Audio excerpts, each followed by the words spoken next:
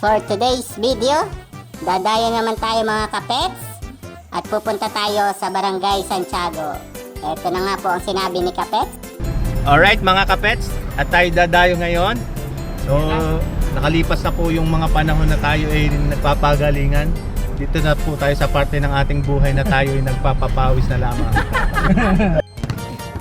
Kaya outfit check ni Bright. So ano ang sapatos natin?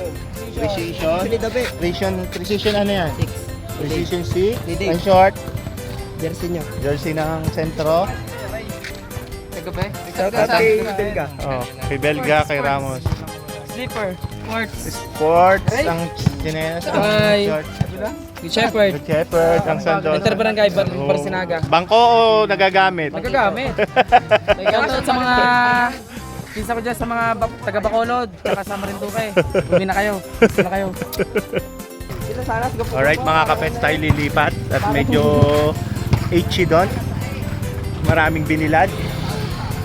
So lilipat po tayo ng ating dadayuhan. Wala po tayong makalaban. At eto na nga mga kapets, tayo lilipat na ng court. Doon po tayo pupunta sa Santiago Sports Complex. Ayan mga kapets, nalampasan natin si Batoto at si Boss Greg. At nandito na po tayo mga kapets sa Sports Complex. Ayan, ang daming naglalaro mga kapets. Ang daming mga kabataan dito. Ayan.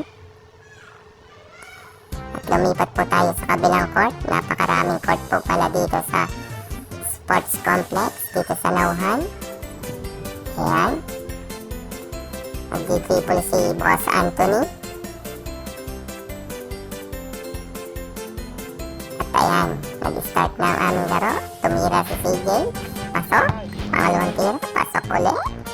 At eto na, pinasa ni Kapets. Si CJ. Ayan.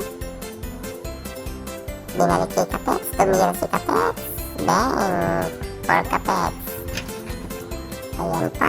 Sunod-sunod na mga shoot ng mga taga-Malinaw. Ito si Batoto. Good for 2.